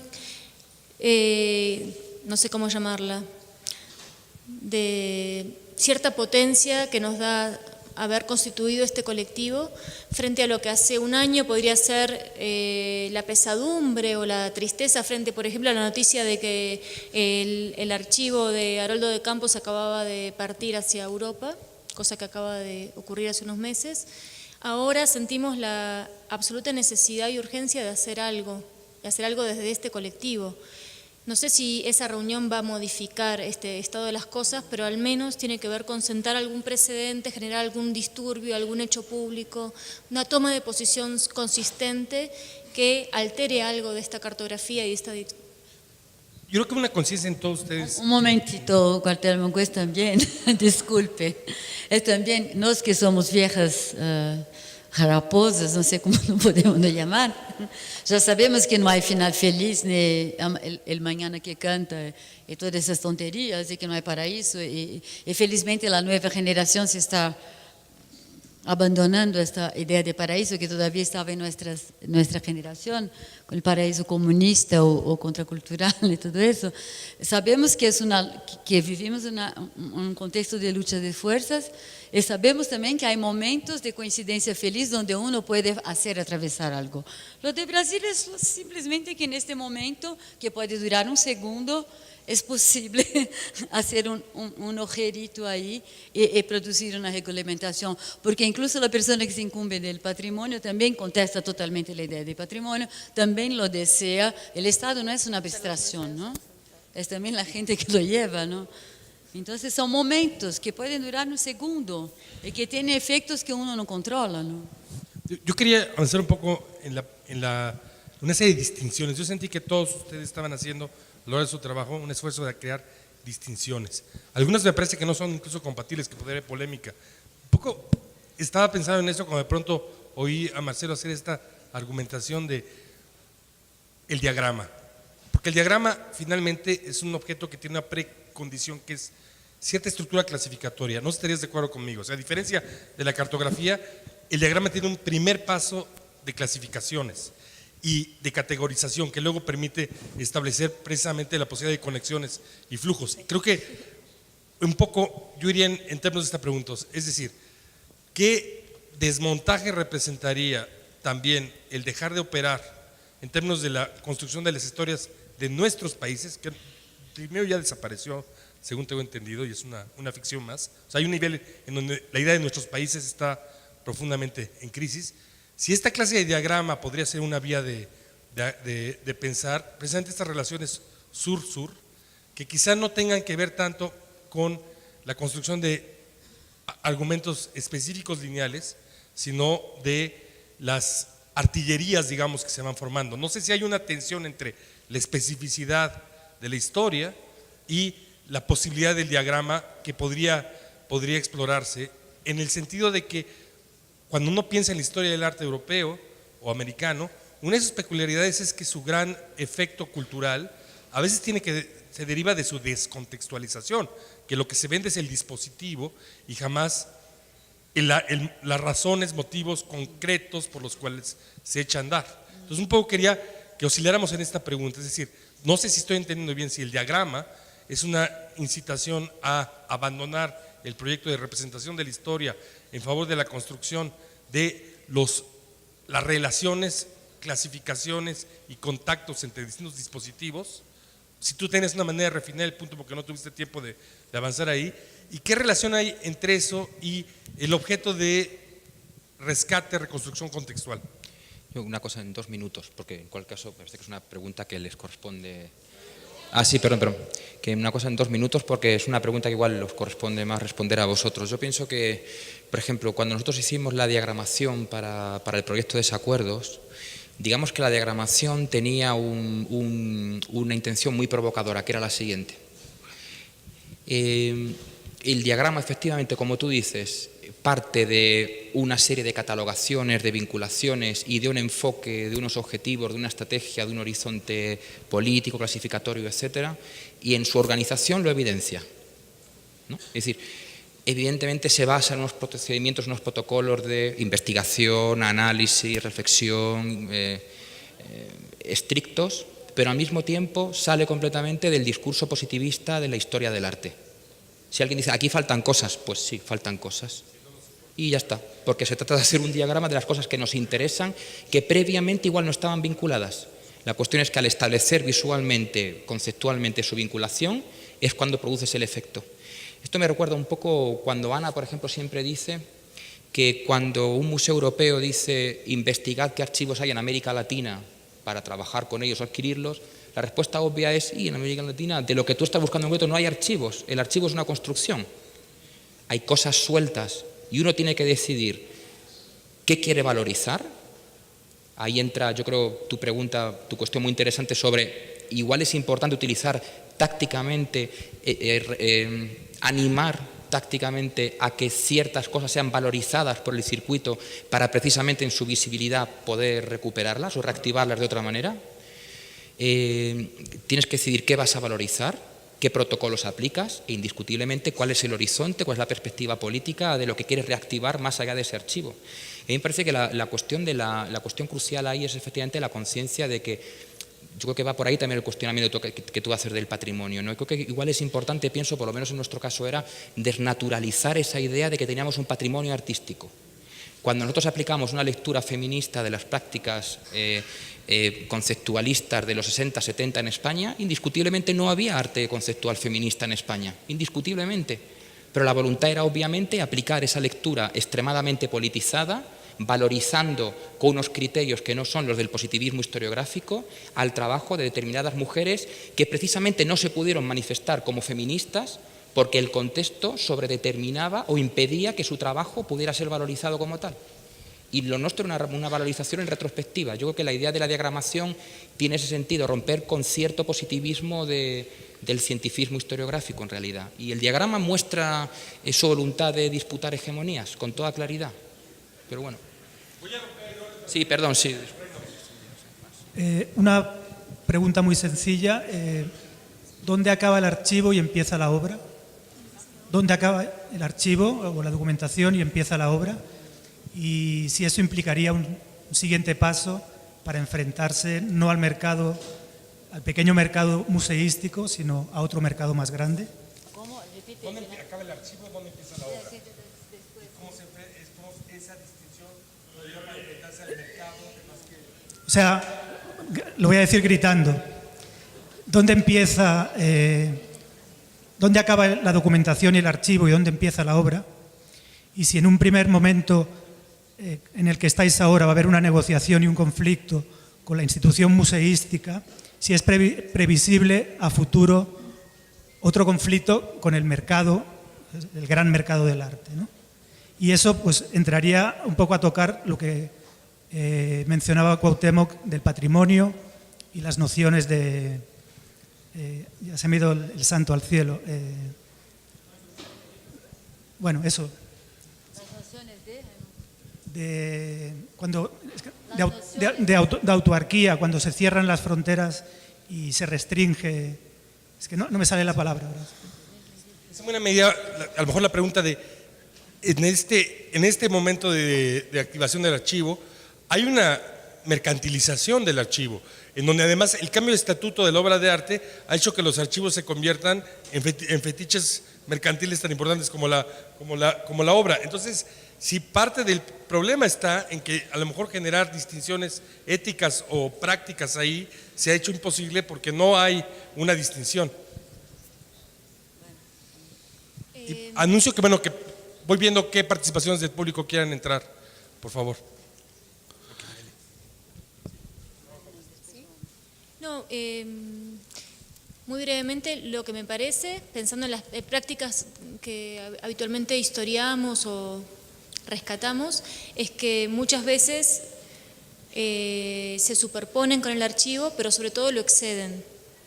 Y eso es algo que insistimos mucho en estos 4 puntos programáticos de las líneas de trabajo que estamos impulsando desde la red, que con rescatar los archivos, no basta, en el sentido de que apenas lo que queda ahí son, como decíamos antes, restos visibles o materiales, la dimensión apenas de representación de este tipo de prácticas que son muchísimo más complejas y cuya reactivación en nuestro presente pasa por otras tácticas que tienen que ver con la capacidad de reactivar su potencia crítica hoy y de despertar esta dimensión de la memoria, de la experiencia que ha quedado adormecida, obturada, cercenada, mutilada.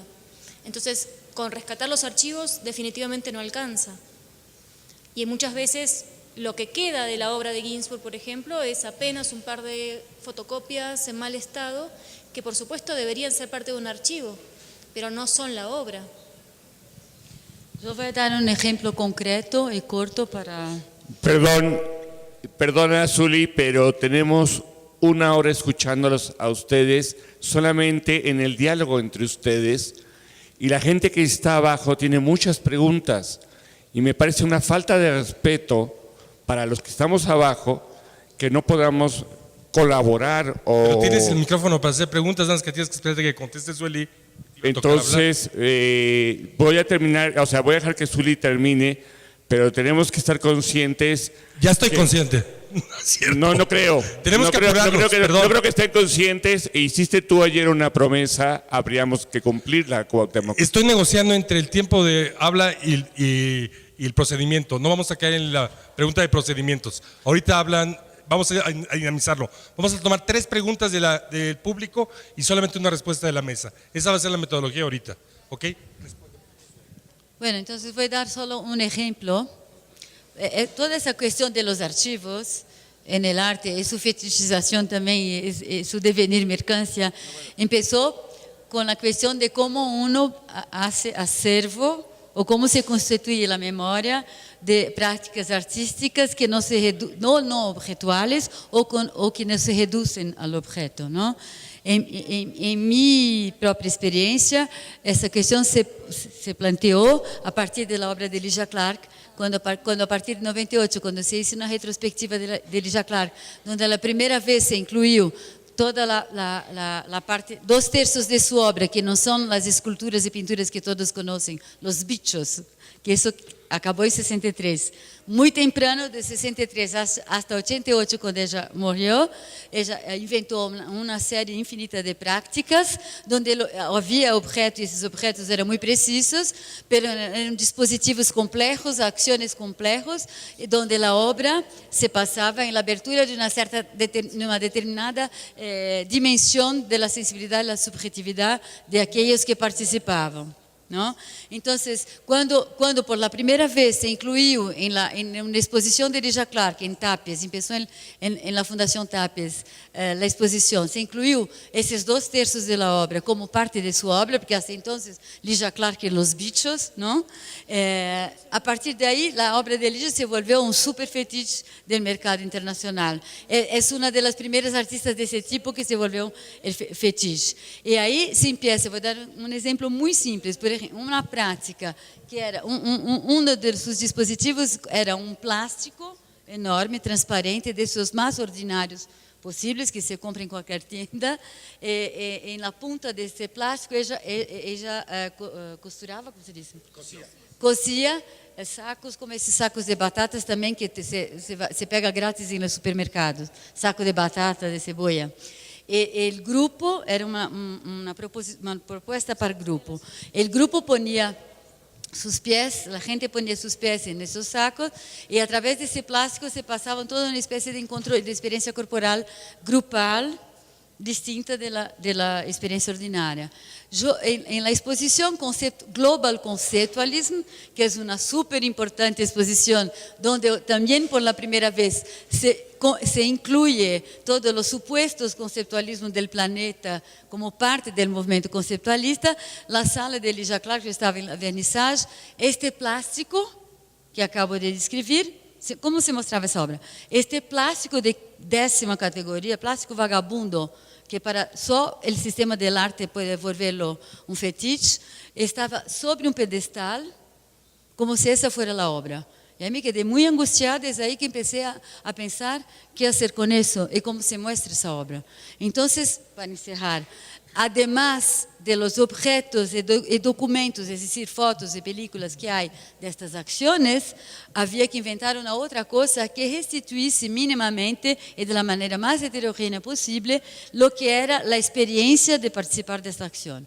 ¿Qué cosa promovía en la experiencia, en la subjetividad? ¿Qué cosa abría en la sensibilidad? ¿Y qué eso significa en la política de subjetivación en el contexto que ha sido inventado? Y para eso yo inventé filmar 65 personas en Francia, Brasil y Estados Unidos que habían participado de esta experiencia, pero también la gente que había vivido intensamente la contracultura en Brasil, con essa mescla de poética e política, e que haviam callado esta experiência bajo trauma, porque a contracultura ha sido sempre mirada desde a sociedade brasileira, desde a militância, como algo totalmente despolitizado. Enfim, isto, junto com os documentos e junto com os objetos, pode, quizá, proporcionar uma experiência que não é aquela, pero una experiencia de eso en face al contexto contemporáneo. A ver, vamos a tomar una pregunta que está atrás primero, luego aquí Nelly Richard. Sí, por favor.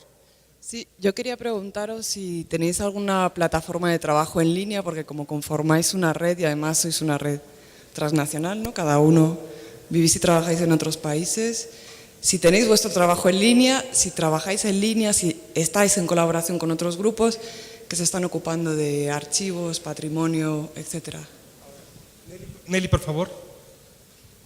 Y había otra persona allá atrás mientras tanto. No, muy brevemente, me parece que la última intervención de Marcelo es clave porque pone el acento en algo que a mí me falta en la discusión, que es una reflexión sobre la práctica investigativa. Porque aparecería que está la red y su generación de memorias que desean, digamos, restituir las obras a una contextualidad viva, bien, pero la producción de archivo deriva de una determinada práctica de investigación. Entonces, también para evitar los simplismos, las simplificaciones, uno podría decir que si la producción de memorias locales, digamos, en ese desborde o descentramiento entre arte, política, etcétera, está a cargo, por ejemplo, de investigadores que no cuestionan los límites y las convenciones de su propia disciplina, como sería la historia del arte. Es decir, que los agentes de investigación que producen estas memorias locales desde el sur, para el sur, en el sur, como por ejemplo en Chile, no me da garantía ninguna si es que no cuestionan los límites disciplinarios de su disciplina, que no sean tan fetichizadores o reificadores del conocimiento sobre las prácticas que otros que trabajan en el norte, en el cruce entre estudios culturales, estudios visuales, teoría postcolonial y feminismo. Entonces me parece que la pregunta por el modelo, el diagrama investigativo es clave. No puede aparecer la relación entre la red y su generación de memorias, digamos, que restituyen las prácticas a una pluridimensionalidad social, si es que el investigador no se hace cargo de ese problema. A ver, una pregunta más atrás y pasamos a responder. Perdón. Por favor. Es un comentario rápido, nada más. Al compañero español. Marcelo Espósito. Espósito, sí. Muestras una imagen de un italiano muerto por la policía italiana y después dices, no quería mostrar esta imagen, pero estamos en Tlatelolco. No sé, me vienen a la mente imágenes de códices, de incluso al compañero peruano, imágenes de Guamán Poma, sus dibujos sobre la conquista, etcétera. Entonces, no sé, yo no le encuentro mucha relación con lo de Tlatelolco. Los guerreros de hierro también hicieron masacres aquí y bueno, sería un último comentario a la compañera argentina. Lamento decepcionarte, pero ya no tenemos pirámides aquí en Tenochtitlán. Gracias. Bueno, no queda ya. ¿Qué quieren responder de esto? Es que me dijo Ana, las pirámides, fotografía las pirámides de los titanes, eso no se puede hacer. Ese es el punto. ¿Quién responde? ¿Quién responde ahorita? No, voy a responder rápidamente a Nelly, porque hay muchas cuestiones ahí. Estoy totalmente de acuerdo contigo, pero no sé si quedó claro que la red no tiene un proyecto de investigación, un mega proyecto latinoamericano de resgate, de no sé qué, ¿verdad? Simplesmente ha sido una articulación en red de iniciativas que ya estaban en curso y que son bastante heterogéneas. Lo que plantea sobre questionar la propia manera de investigación está muy presente de distintas maneras en esas iniciativas. Para dar un ejemplo muy rápido, en el posgrado donde yo enseño en São Paulo, para la selección para el posgrado, lo que pedimos es que la persona hable desde una inquietación de su realidad sensible, un problema que está tartamudeando y que es desde ahí que va a desarrollar algo que será su tesis. Y jamás es prohibido llegar con una cuestión hecha y con un campo teórico previo. Pero eso es un ejemplito entre muchos y creo que una de las cosas que nos une es también esta problematización del trabajo intelectual bajo la forma académica, ¿no? Muy breve, voy a contestar a la primera pregunta sobre posibles articulaciones con otros grupos de trabajo sobre archivos o iniciativas de ese tipo. Como conté al principio de la mesa, la red ha crecido mucho y la perspectiva es seguir articulándose con este tipo de iniciativas en el resto de nuestros países y y por qué no también en el norte geopolítico, ¿no? Gente que esté trabajando en la misma línea y con las mismas preocupaciones. No tenemos todavía una plataforma en línea, pero la estamos construyendo y es muy probable que pronto eso esté. Y respecto de lo que planteaba Nelly, el punto 1 de nuestras líneas de trabajo es justamente el de investigación, no entendida como meramente académica, sino justamente como la construcción problemática y crítica de ese tipo de episodios poético-políticos que han quedado subsumidos o han quedado trivializados en el relato de la historia del arte para problematizarlos a partir de estas lecturas, sí, sin duda. Voy a tomar 3 intervenciones más y pasamos. Sí. César Martínez. A ver, cámara, por favor, ya que estamos, a ver, por acá, cámara, por aquí, por favor. Ya que estamos haciendo una articulación de la memoria, quiero hacer un pequeño apunte en honor a una persona que vive en el olvido y que de alguna forma ha sido el antecedente y que de alguna forma ha fundamentalizado el arte contemporáneo en México. Hablo de un peatón profesional que no hacía camino al andar, sino performance al caminar. Es Melquiades Herrera, y esto tiene que ver en relación a una imagen que hace un momento proyectó Ana Longoni sobre Francis Alice, que es una imagen muy famosa donde él está retratado como turista junto a unos yeseros, electricistas. Melquiades en los 70s, 80s también posó junto a estas personas con el letrero de artista y de alguna forma nos enseñó que el artista es un desempleado, pero al mismo tiempo, como Joseph Beuys, dignificó al electricista, al yesero y al albañil. Es todo. Correcto. Tomamos la pregunta. Bien, César. Aquí, por favor. Y luego, Basbaum.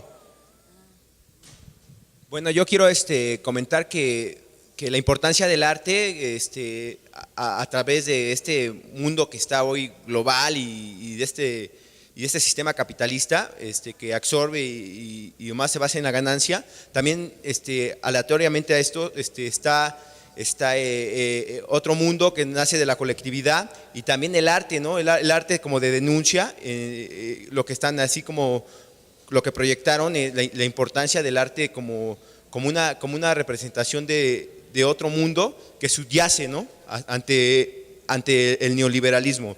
Sería todo. Gracias. Ricardo Basbaum.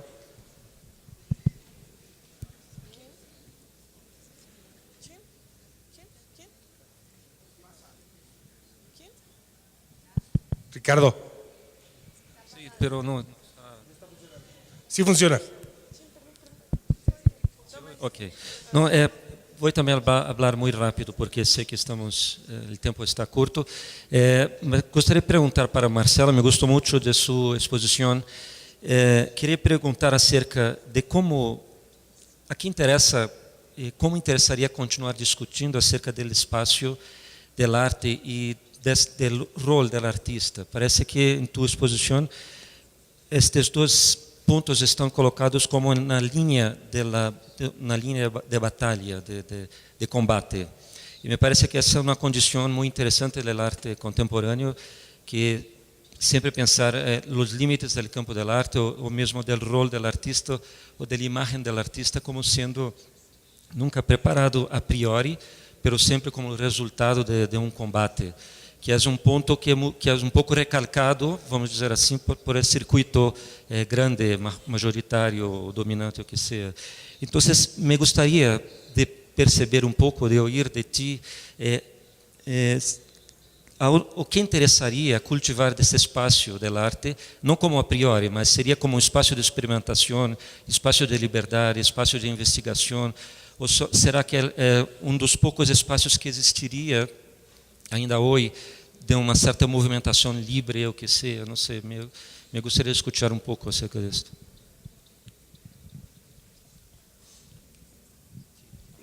En dos palabras, y gracias por la pregunta porque es una pregunta muy interesante. No, que siento que no tengamos mucho tiempo y es verdad que estamos monopolizando un poco demasiado la palabra arriba, por eso quiero ser un poco rápido.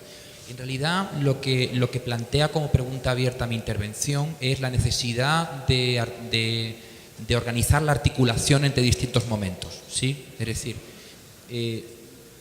¿Es o puede ser política la redefinición de las cartografías historiográficas?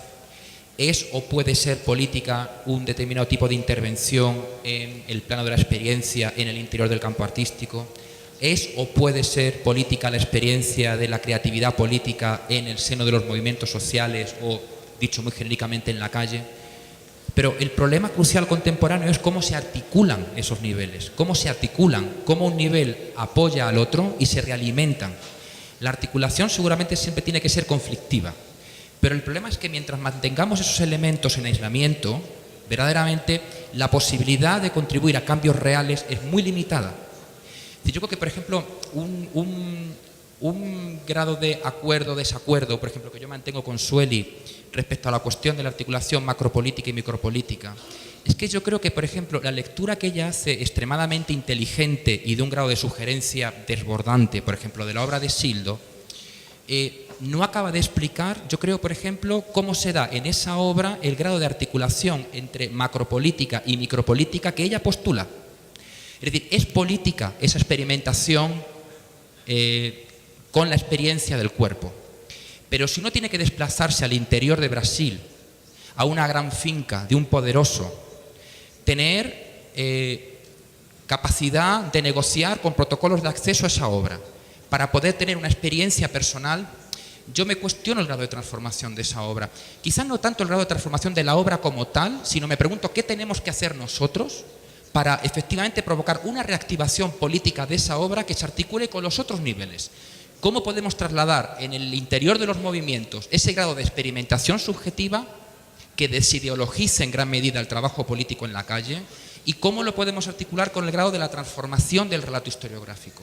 Porque si esas articulaciones no se producen y no se dan naturalmente, es muy complicado tener transformaciones reales en un sistema de dominio que es muy complejo, porque funciona a muchos niveles. Si intervenimos solo en un nivel, no transformamos.